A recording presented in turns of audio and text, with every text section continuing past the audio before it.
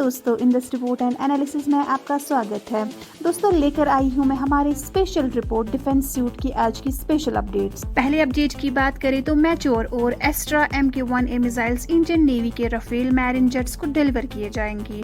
जी हां दोस्तों, Indian Navy के राफेल मैरीन फाइटर जेट्स को एक बड़ा अपग्रेड मिलने वाला है, क्योंकि उन्हें Meteor long range beyond visual range air to air missiles और Astra MK1A beyond visual range air to air missiles मिलने वाले हैं। 26 राफेल एम जेट्स का डील इस साल के एंड तक फाइनलाइज होने की उम्मीद है।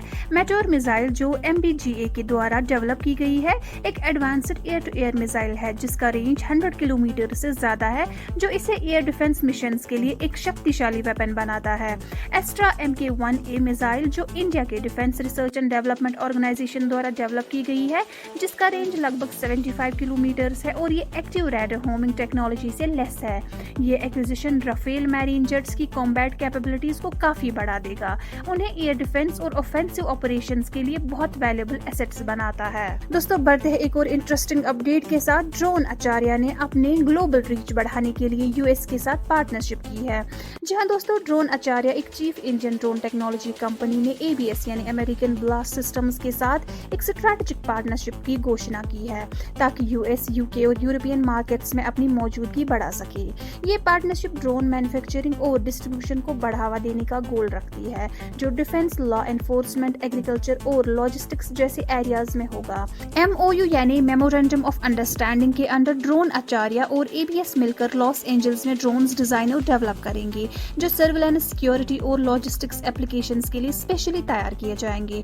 इस पार्टनरशिप से दोनों कंपनीज की स्ट्रेंथ्स का इस्तेमाल होगा, जिसमें ड्रोन आचार्य का ड्रोन टेक्नोलॉजी का ज्ञान और ABS का US, UK और यूरोपियन मार्केट्स की समझ इसमें शामिल रहेगी। इस साइनर्जी से इनोवेशन को बढ़ावा मिलने की उम्मीद है और दुनिया भर से कस्टमर्स को cutting edge drone solutions provide किए जाएंगे।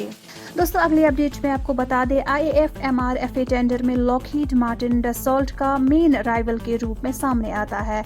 जी हाँ दोस्तों, Lockheed Martin reportedly Indian air force के medium multi role fighter aircraft tender में डसॉल्ट का मेन राइवल है, जिसमें 114 जेट्स खरीदे जाते हैं। French speaking military online portal Avions Legendaires का कहना है कि लॉकहीड मार्टिन ने अपना F-16V वाइपर, जो इंडिया के लिए F-21 के नाम से जाना जाता है, डसॉल्ट के राफेल फाइटर जेट के खिलाफ एक मजबूत अपोनेंट के रूप में प्रेजेंट किया है। रिपोर्ट के मुताबिक US सरकार इंडिया पर अमेरिकन फाइटर जेट चुनने के लिए डिप्लोमेटिक प्रेशर डाल रही है। F-16V वाइपर ने ऑलरेडी इंटरनेशनल सक्सेस देखा है। ताइवान ने लॉकहीड मार्टिन से 66 यूनिट्स खरीदे हैं। फ्रेंच पोर्टल भी फ्रंट रनर है और IAF से इस डील को जीतने की उम्मीद है, क्योंकि IAF ने 36 राफेल फाइटर जेट्स ऑलरेडी लिए हैं और इंडियन नेवी के लिए 26 राफेल MB खरीदने वाले हैं। F-21 को सबसे कम पसंद किया जा रहा है, क्योंकि ये पुराने F-16 प्लेटफॉर्म्स पर बेस्ड है और IAF ने पिछले MRCA टेंडर में इसे रिजेक्ट किया था। MRFA टेंडर IAF के लिए एक इम्पोर्टेंट प्रोक्योरमेंट है, जिसमें final decision technical specifications, pricing और जियोपॉलिटिकल कंसिडरेशन से इफेक्ट होने के चांसेस है। दोस्तों, ये थे हमारे स्पेशल रिपोर्ट के स्पेशल अपडेट्स। हमारे साथ जुड़े रहने के लिए आपका धन्यवाद।